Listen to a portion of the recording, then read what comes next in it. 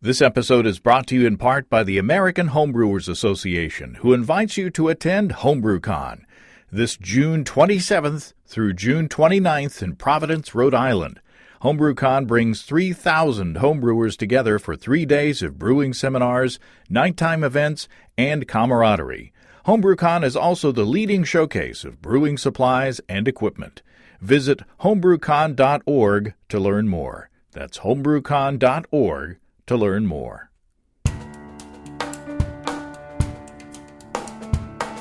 Welcome to Basic Brewing Radio for Thursday, January 31st, 2019. That's a full month gone already. I'm James Spencer. Here at Basic Brewing Radio, we're all about home brewing.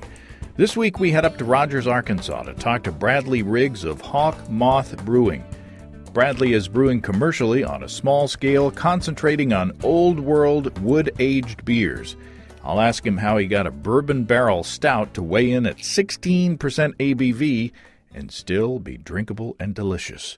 If you go to basicbrewing.com, you can find archives of our audio and video shows, our DVDs, our brewer's logbooks, and other basic brewing gear, including our tie-dye silicone pint and our brewing rainbow shirt.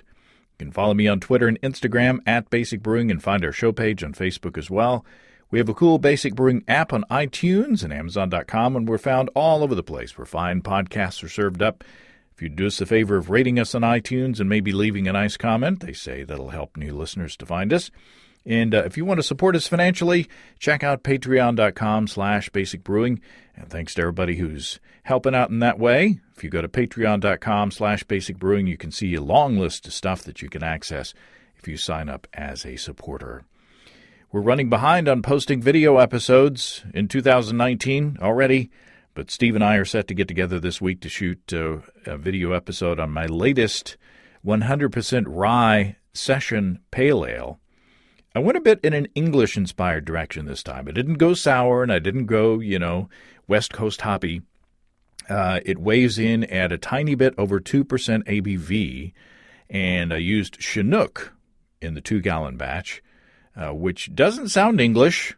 However, I think the finished product is nice and crisp without having, big, huge, fruity hoppiness to it. And the mouthfeel is very substantial. I think I struck the balance just this side of slimy, and it's definitely not watery, even though it's 2% alcohol. So you'll have to watch out for that. Only 2 pounds of malted rye in this 2-gallon batch, and that's it. That's all the grain bill. I took some up to Casey Letellier at Ivory Bill Brewing yesterday. In Siloam Springs, Arkansas, because we'd been talking about this style, and he liked it. So always nice to get some positive feedback from somebody who knows something about beer. And Casey has a new dry-hopped beer on tap that I would call a cream ale. They call it premium, I believe.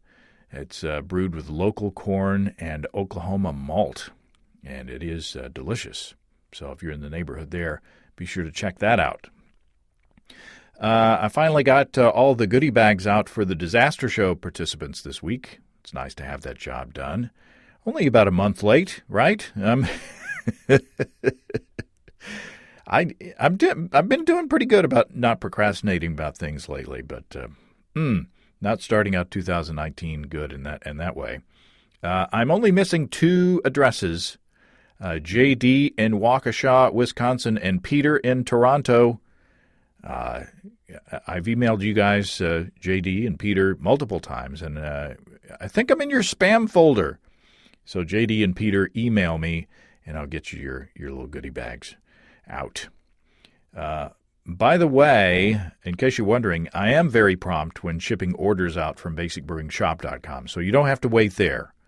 Unless I need to have a shirt printed, and that size is back orders or something like that with the shirt shop. So anyway, feel free to order worry-free at basicbrewingshop.com as far as promptness of orders go. Wow, it is cold in a lot of the U.S. this week. I got a tweet from Paul up in Minneapolis where it's 29 degrees below zero Fahrenheit. That's around 34 degrees below 0 Celsius.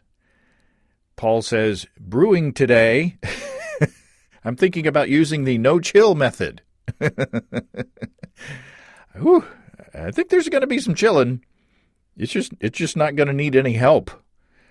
Man, I think fire freezes at that temperature. Speaking of no-chill, I got an email recently from Ben in Durham, Maine. Ben says, I recently made a change in my brewing process and switched to no-chill brewing, a method, as from my understanding, popularized by Australian homebrewers. That's right. Started down there. I brew my normal brew-in-a-bag batch, says Ben, and at the end of the boil, simply run the hot wort out of the kettle and into a heat-safe plastic cube, in quotation marks. This is stored in my basement until the wort reaches the desired yeast pitching temp. I've made a few beers with this method so far, and they've all turned out pretty well. My most recent was a Vienna lager, and my question is about this beer.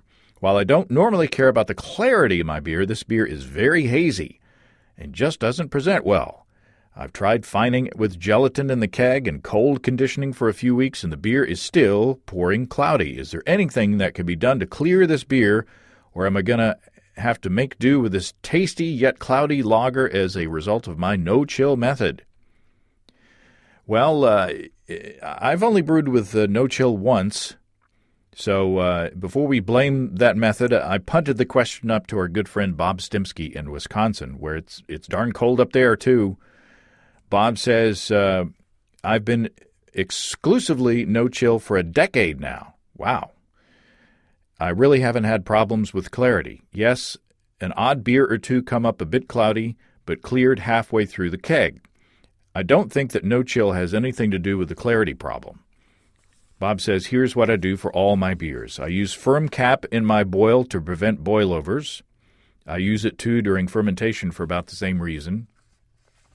I use Irish moss or a substitute in the last 15 minutes of the boil. I also add yeast nutrients in the last 15. My no-chill cube is left to room temperature, and I give the cube all day or overnight to settle out. I siphon carefully, leaving most of the trub behind. Trub in the fermentation vessel is okay, Bob says. It adds nutrients that aid in good fermentation. I use a canister of oxygen to aerate the wort and add more nutrients to boot. Wow. Bob feeds his yeast well. When done, in about 2 weeks, I transfer the finished beer to the keg to settle out. Bob says, in Wisconsin, I have the ability to cold crash my kegs prior to carbonating. In winter, I leave my keg in the garage, or in summer, I place it in the beer fridge. I use a snake or cobra head to carefully pull the first beer, thereby filling my first glass with any settled sediment. At this point, I could add gelatin if needed, Bob says. I carbonate by turning up the pressure and connecting the CO2 connector to the out connector of the keg the wrong way. I rock the keg side to side, and the pickup tube spills out the CO2 at the keg bottom, and as it rises through the beer upwards to the top, carbonating along the way. Well, there you go. And Bob says, finally, in a couple of weeks, I drink it. And Bob concludes, Ben, you may have to live with this Vienna lager being a bit hazy. It seems you did what I would have done. There are two solutions that I might do. Rename your beer to a New England IPA, which is naturally hazy, or add green food coloring and push your beer on St. Patrick's Day.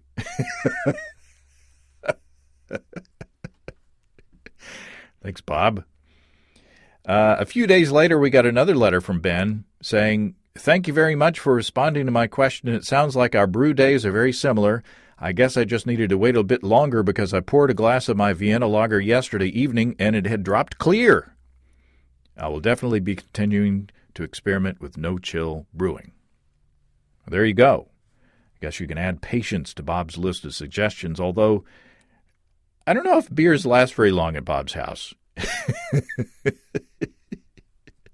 You got to keep warm up there, even in the summer. A good way to keep warm is with a tasty beer. And our sponsors, Desiree and Dave from High Gravity in Tulsa, have a suggestion for you, a new ingredient kit. Boobo McOwl's Wee Heavy. It's a beer with complex malty flavors of caramel, they say, that is suggestive of a fine dessert. They say think of it as a sticky toffee pudding in liquid form. Named in honor of Donovan, the owl on the label, Donovan owns the human known as Chris McKechnie, High Gravity's dear friend, employee, and the person who designed the kit. It comes in either extract or all grain and features naked oats, Crystal 80, flaked barley, and roasted barley with Kent Golding hops. And you get your choice of yeast to go along with it. It weighs in at around 6.5 to 7% ABV, so it's not huge, but it does sound delicious and satisfying without impinging too much on the New Year's resolutions. And while you're on highgravitybrew.com, of course, check out the variety of different styles of kits that they have. I've brewed high-gravity kits, and they're super easy and well done. They're well put together. And if you're tired of your propane tank freezing up in this frigid weather up north, check out all the electric brewing systems on highgravitybrew.com. 1, 2, and 3 vessel systems from 5 gallons all the way up to 2 barrels. You know I love my brew-in-a-bag electric system with the Warthog controller. It takes the pain out of propane, especially when the cold wind blows. And if you use the code EBC75BB, you can save $75 off your electric brewing gear purchase. That's at highgravitybrew.com. Okay, let's head on up to Rogers, Arkansas to talk to Bradley Riggs of Moth Brewing, where in the background they are bottling up or labeling bottles of a new special release. Bradley Riggs, welcome to Basic Brewing Radio. Thanks for having me. Glad to be here. Where are we at? Well, we are actually at my place, Moth Brewing, and Beer Parlor in Rogers, Arkansas. Yet another brewery in Benton County. It's crazy. Not too long ago, as I say often on the show, Benton County was a dry county, and now it's becoming a beer center. Yeah, it's. I would almost say it's kind of turned into what the mecca for the state is, Benton County, Arkansas. I think there's just in our county 8 or 9 breweries, and kind of all feeding off of each other and doing different things, some big things, and yeah, it's crazy how it happened in like a 4-year window. I mean, that's about the total time. So, yeah.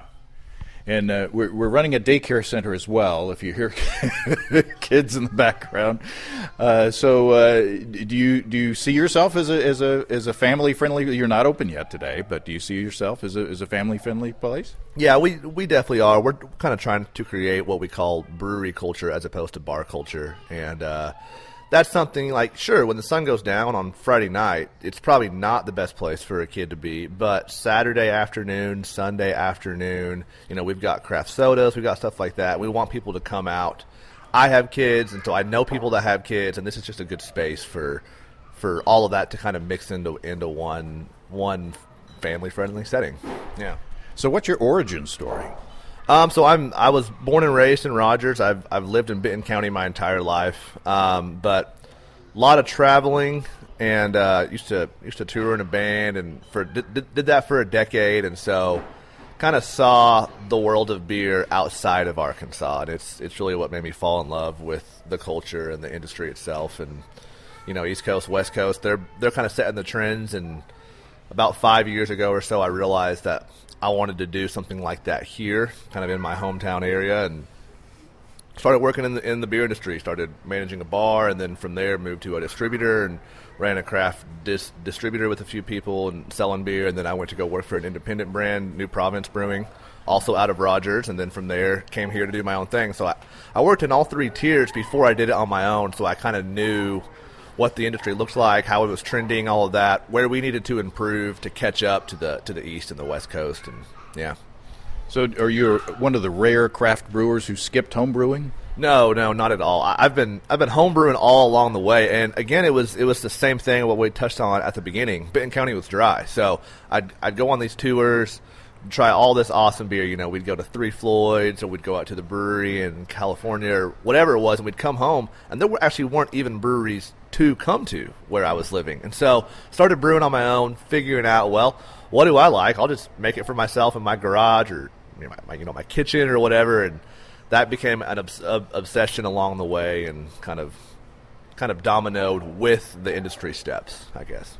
And as a home brewer, as you were tinkering with your own beers, what did you gravitate towards? Okay, so I feel like I'm not in the norm for saying this. The first beer I ever decided to take on and brew was a Beer de Garde. It wasn't a pale ale. It wasn't that. That was just where my mindset instantly was at. And it was okay. It wasn't good nor bad, I would say. But I was so interested in like the French yeast strains and all of that character of the world. Not so much the traditional German or Belgian stories that you always hear. It was more of like these really dry super strains that you could take and do American twist with, where like we have all these hop varieties now and all these things that we can play with all of the history of the old world, and that was instantly what I wanted to do, when I started homebrewing 6 years ago or whatever. So you started out of the box. Out of the box, yes, absolutely. Went all in. It was all grain. It was a Beer de Garde. It was totally trial and error. And then to kind of come full circle, the first beer I ever brewed on this system here, whenever we were opening, was a Beer de Garde. I was kind of tied to that, so I wanted to go ahead and do that, and this one obviously turned out a lot better than that one did many years ago. But I thought it was appropriate to kind of come full circle in my own world of doing it in my kitchen and then doing it on my system at my brewery all these years later. It was very cool. Sure. Well, we got a flight of 4 beers here in front of us. There are many more on the tap, but it's 10 o'clock in the morning. So that's right. We'll get to them. So what should I start with? Well, let's see. I actually poured you kind of an obscure flight. It was 4 beers that we're not pouring today in the tap room as we lead up to a big stout release weekend. We're pulling a lot of special kegs out and stuff like that for it. So I've got a cream ale for you that we'll tap. It's in theory for the first time tomorrow. It was a traditional pre-prohibition 6-row cream ale. And I use 6-row for everything in my brewery. I don't use 2-row, which is definitely not normal either. Wow. And I was looking at, what do I want to do for this really light crusher style? And I thought a cream ale was appropriate because of the base grain. And then, as most of my beers, I take a style, I stick to it, and then I do like kind of my own modern twist on it. With that one, I used the new German Ariana hops. So you get a lot of this cool, like subtle pear, maybe some stone fruit out of it. It's about as fruity of a cream ale as I've come across. It just, I don't know, it's really light, 5.6%, but it's just not what you would normally expect from that style, I think. It's delicious. Thank you. It is, I like to brew a cream ale myself, and it's the noble hops, I think, that bring a lot to it, and just the nice standard, kind of, I don't want to say non-distracting, but the malt bill is just nice and solid, and kind of bready, and super easily drinkable. Now, I use corn or maize as an adjunct in mine. Do you use adjuncts in yours? I used a lot in it. I probably used almost 20% corn in it. It was, which is why it almost has a bit of a hazy color to it. It was not intended to be a clear beer, and so using that much adjuncts certainly did it. Other than that, it was just 6-row and Pilsner, and it's just intended to be as clean as possible. So does I guess a 6-row helps? They say that it has higher enzymatic power.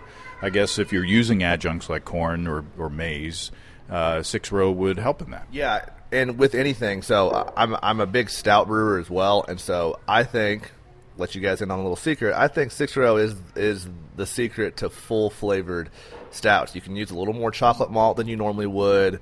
Maybe use some Special B. All these things that add up to maybe 30% of your grain bill. But if you're using 6-row for the other 70, you never have a problem with it converting and really good fermentation and all of that with it.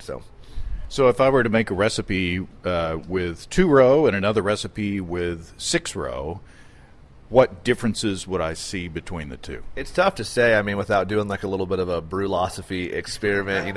He's always doing the side-by-side brewing, and I really appreciate that. I don't know. I think for me, we've noticed we get a little more of those chocolate roasty flavors, but they're not nearly as harsh. There's no astringency in them. They're really, really smooth, even though you're using a little bit of a bigger percentage overall. So, And do you see a difference in attenuation? I get really good attenuation for whatever reason. So, like with the French strains, I'm probably getting in the high 90s. I mean, it's drying almost all the way out. With the stouts, I'm going most of the time. I'm using classic Nottingham, rehydrating, and I'm probably still hitting in the low 80s. Even when it's getting over double digits. So, yeah, I would say that it has not been an issue, and that may be because of the 6-row overall. Are there any challenges, especially at your scale, in using 6-row as opposed to 2-row? I don't think so. I don't think there's any downside to it at all. I haven't found one yet. Maybe it costs another cent or two a pound, but overall it's definitely worth it for what you're getting.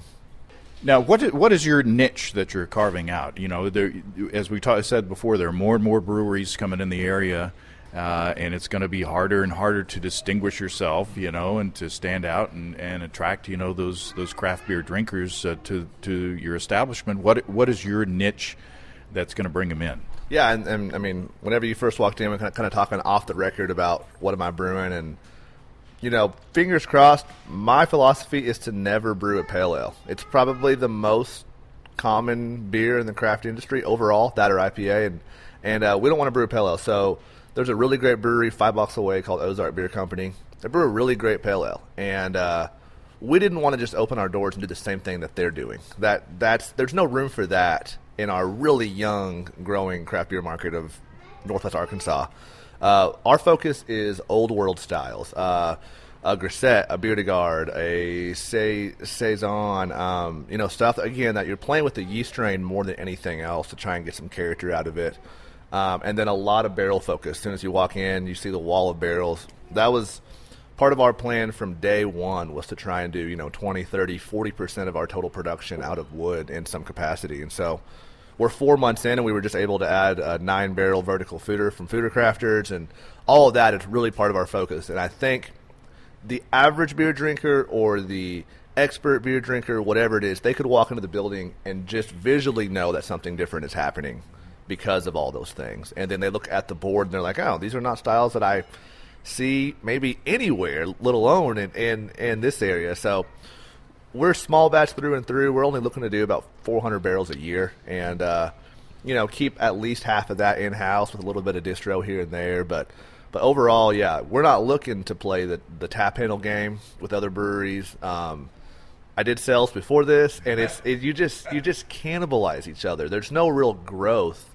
It's not like when a new brand comes into the state, a bar's going to add another handle to their wall. They're not going to install more taps because there's more options. They're just going to choose a better one for their least selling one and cannibalize it. And so you have to do something different to stand out through style, through aesthetics, through branding, all of that. And yeah, I think that's what we're doing. We've been able to do it so far, and I think this entire year is going to establish that. Well, that's interesting that you know, coming from the distribution side of things, you know, you kind of know the trappings of what's out there, and you know the kind of beer wars that are going on out there, and how you know, even the larger breweries are creating smaller brands and picking up smaller brands, and yeah, there is fierce competition for wall space and for cooler space, and it sounds like your strategy is to kind of keep out of that and create your own game. Yeah, for sure. And I get it that, you know, the world of brewing, the world of beer, that whole industry, it is a business. I mean, we're all in this to try and create a life that we want, and all of that. You know, the beer industry is a great quality of life, but we also want the mentality of playing nice with other breweries. You know, we have a rotating guest tap in our own tap room, and currently it's Bell's, which isn't even a local brewery. It's just, we really like what they are doing all the way up in Michigan, and so let's carry a product and expose the market to a cool style that maybe they're not drinking because the market's definitely trending hyper local, and that's okay for us. We benefit from the hyper local, but we also want people to drink quality. Drinking local is great, but drinking quality is better, and we want to try and accomplish both of those for people, and we can do that without stepping on someone else's toes in the process, especially at 400 barrels a year. I mean, you know, you keep your overhead low and you dial in exactly what you're doing, and you can make money at that volume also. So, Yeah, if you don't make money, you don't get to make beer. Turns out that's again, it is a business, but we're just trying to do it. I feel like a little bit differently from other ones. Like, we're not going to be a production brewery. That's just not what we are. We're small batch through and through, and we get to have a little more fun maybe than they do as far as the styles of beer that we're brewing and all that. And so far, the market has appreciated that and supported it, while they're also still going out to restaurants and ordering Ozark Pale Ale or New Province IPA or whatever. Like, that's good for everyone. That's good for the restaurant. That's good for the other breweries, and for the beer drinker, most importantly. Like, they're getting to experience different styles of beer and seeing that, hey, there's plenty of room for 3 breweries in a downtown Rogers setting. So you just got to be doing something different.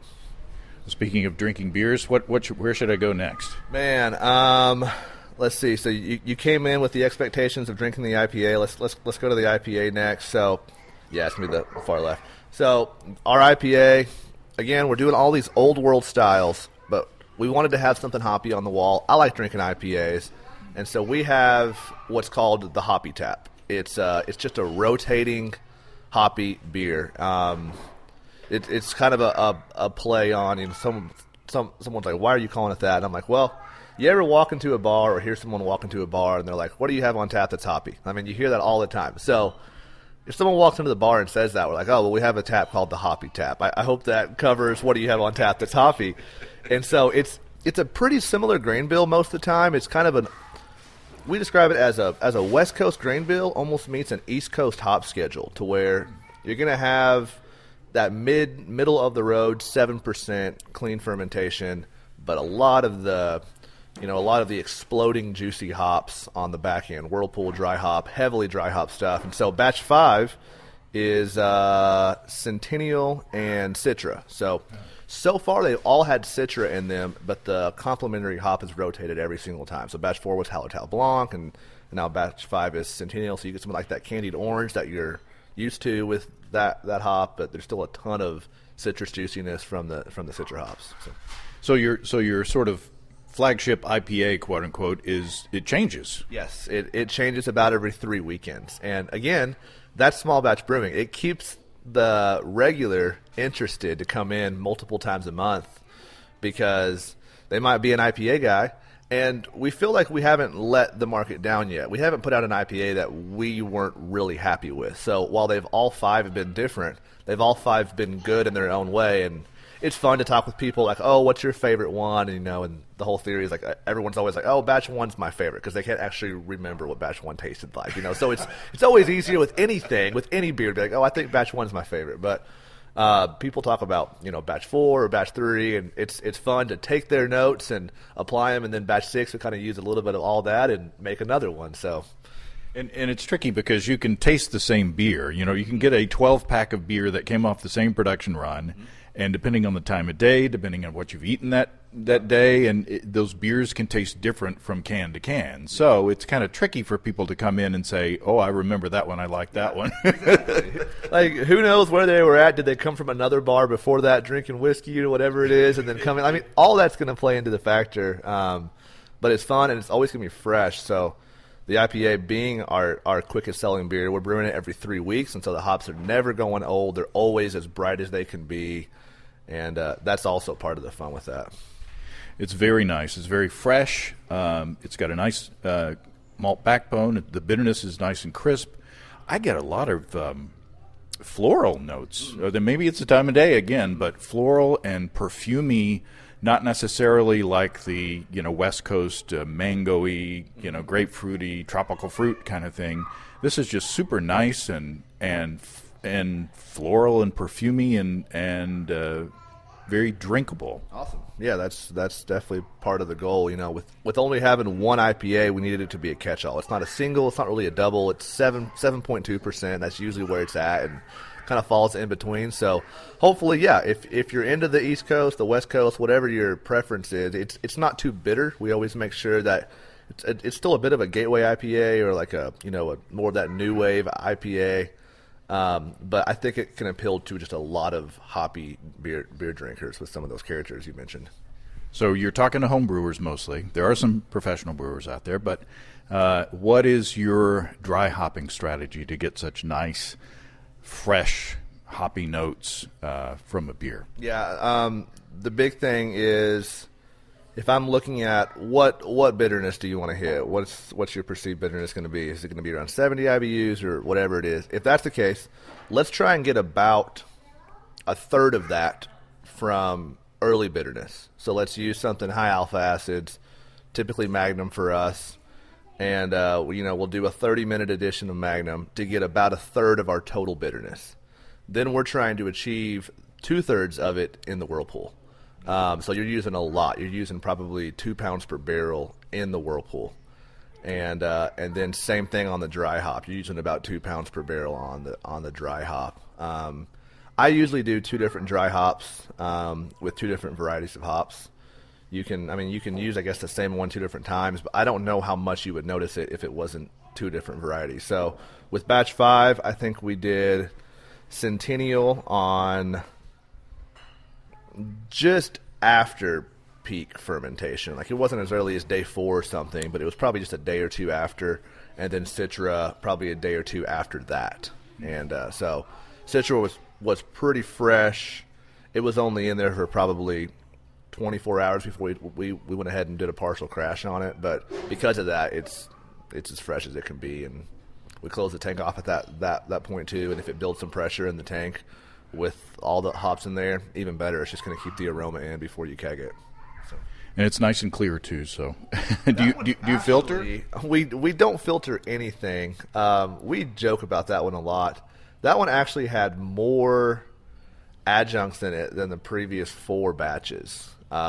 We probably used, 25% between, flaked wheat, flaked oat, stuff like that. And it cleared up more than all the other ones. Sometimes that's just part of it. I mean, it seriously almost looks like High Life or something. You can read a book through it. And why it did that on batch 5, I don't exactly know. That's part of the fun of everyone changes too, so I'm probably never going to brew that same one again to figure out exactly why it did it.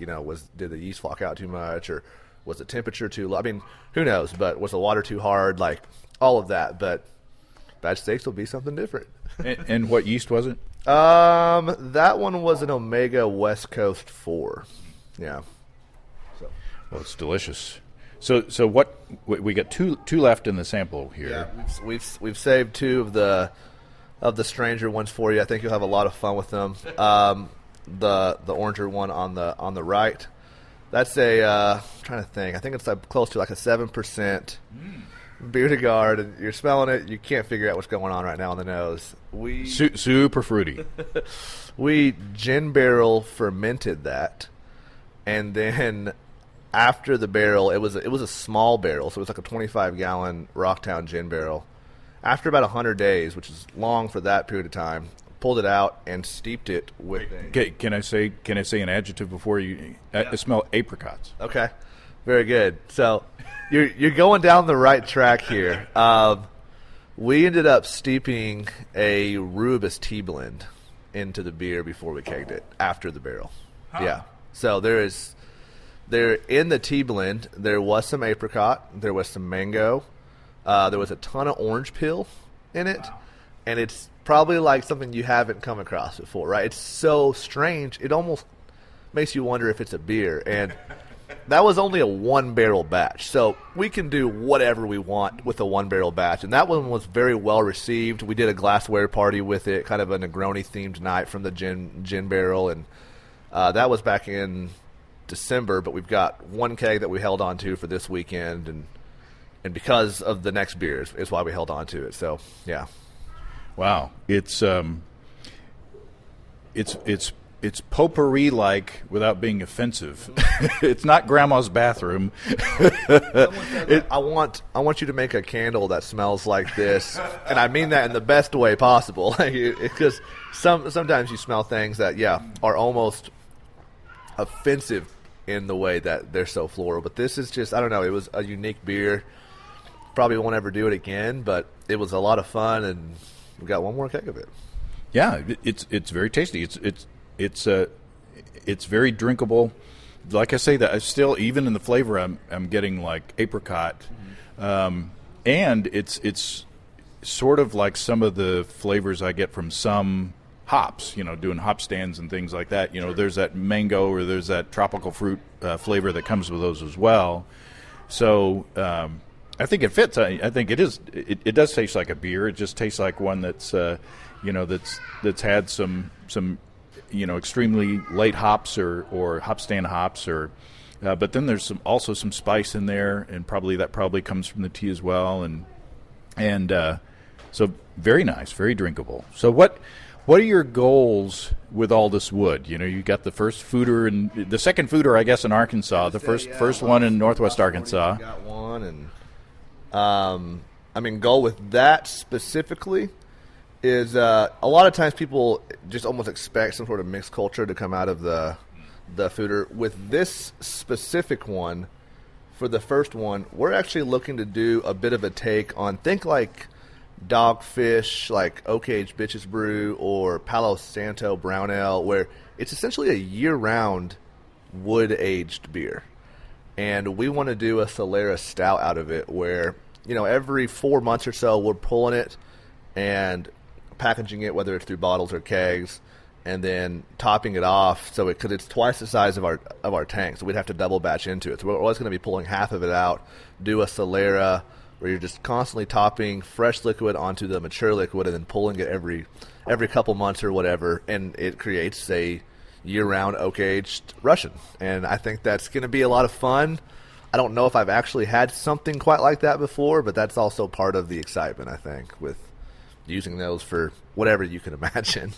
And are you talking about using the same recipe every time, or evolving it as it goes along? Or I guess it's that you can decide that when you come to it. Again, it's all trial and error. So for the first 2 batches to top it off, they were pretty close to the same thing. Overall, it's going to be blended to about a 10% Russian Imperial. But yeah, that might change along the way. Maybe we drop the alcohol. Maybe we add some different adjuncts into it to create different flavors. But we also want to be able to pull, a barrel from it on occasion and blend it with a different barrel if we think that it could use some more body or whatever. It's really going to allow us to stretch the imagination as to what we can do with it, and that's the fun stuff. And a lot of times when people see barrels, they may think of bugs, of different organisms other than Saccharomyces going in there. Yeah. Are you going to be, this is a fairly small space that you've got here. Are you going to be messing with, funky beers? Man, the longer we go, the crazier we'll get. We know that. The business plan was like, we've got to keep Brett out of the building. It's just it's too scary to work with in a small setting. It makes all your clean beers taste like whatever it wants to. But I don't know. Our mindset is stay ahead of boredom. So I really don't know what to tell you. I mean, we're already 4 months in, and who knows where it's trending. So, well, we'll stay tuned for that. Yeah. We've got one more beer. What do we got here? Okay, so that's the big one of this weekend. So you're here the last weekend in January, and it's our bourbon barrel aged Russian Imperial Stout. It's something that I am as proud of as any beer I've ever made in my life. It checks in at 16.1%, and we believe that's the biggest beer commercially ever made in Arkansas. We kind of wanted to set down a path of, how big can we make a stout while it also tastes extremely drinkable? It probably drinks like a 10 or a 12% stout, and it's got some bourbon character, but it didn't translate too hot. And I don't know. I was really proud with that beer. So that's going to be the bottle release tomorrow, and that's why we're pulling out the gin barrel beer to guard keg for it, to have it on the wall as well. And it should be a lot of fun. We're hoping a lot of people turn out for it from the region. Well, it's super nice. It's delicious, and you gave me the big old Bell's beer to start me out, to warm me up, and it stands up to it as far as the quality of brew. It's you say it's 16%. I'll take your word for it, sure. But it doesn't taste like a big old high alcohol beer. It's not hot as in high alcohol at all. In fact, maybe my tolerance for those, flavors has changed over time, but it's not like drinking a big old beer. And there is a bourbon character to it. There is kind of some sweeter notes as well, some sort of molassesy notes, and some coffee notes as well. We get some dark fruit out of it for whatever reason. I used a little bit of Special B, and so that kind of has like that strong raisin, and I think it held up throughout the whole process. It was like a 1 or 2% dose of Special B, but I think it's there in the end for the home brewers out there. Speaking of gravity and getting it there, so it started at 35 Play-Doh, which is the biggest I've ever started a beer. And it wasn't intended to get to 16. We were shooting for 14.5, but it got down to like 3.5 Play-Doh. So there was over 30 Play-Doh of fermentation, and it was cool. It was an experiment, and we're really happy with it. Maybe it's a little drier than we would have wanted from it fermenting out, but that also might be why it drinks so easy, because it's got a ton of body still, but it's not too heavy, even if that makes sense. As a 16% stout, it's heavy, but it's not too much, and it's not syrupy at all. I'll say that. No, it's super drinkable. I mean, it's not like a big motor oil beer, which you would expect out of a giant beer like this. It's very, very dark, but for safety's sake, you wouldn't want a pint of it, but you could definitely drink a pint of it. Yeah, so we're selling 500 ml bottles of it, and then draft pours. We're doing 5-ounce draft pours of it. We're doing a party. So we actually got there. We used 2 Four Roses single barrels, and we got the barrels from 2 local places that did a barrel program, a bar in downtown Bentonville called Scotch and Soda. They gave us their barrel, and then a local liquor store called Doctor's Orders gave us their barrel, and we dove into them. Like, as soon as they were dumped, like, they were still really, really wet barrels. And so we're actually doing the pre-party for the stout at Scotch and Soda tonight, and they're doing 8-ounce pours there, because we're just like, oh man, we can't serve a lot of this beer. People are really gonna get in trouble because it drinks too easy. So okay, so how do you get to 16%? What yeast did you use, and what strategy did you use to keep the yeast happy? Because it is happy. You can tell, because there's no stressed yeast off flavors in this beer at all. So we used Nottingham again for that one. It's definitely a super strain. I mean, it can hold up to 14%, I think, pretty easily and pretty consistently. We also had a little bit of diastaticus in it to help. So it's kind of, almost in that same world of Brett, where it can convert dextrins and things like that.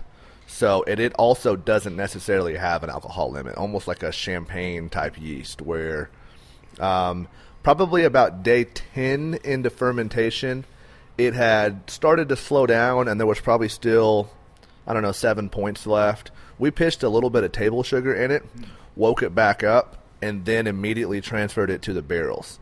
And in doing all of that at once, it took off again and ate another almost 4 points. So, yeah. And the table sugar probably helped out in drying out the beer as well. Yeah, for sure. I think it gave it some more easy sugars as all the long chain stuff was left, and so it set it up, and then it just started dominoing into converting all of those as well.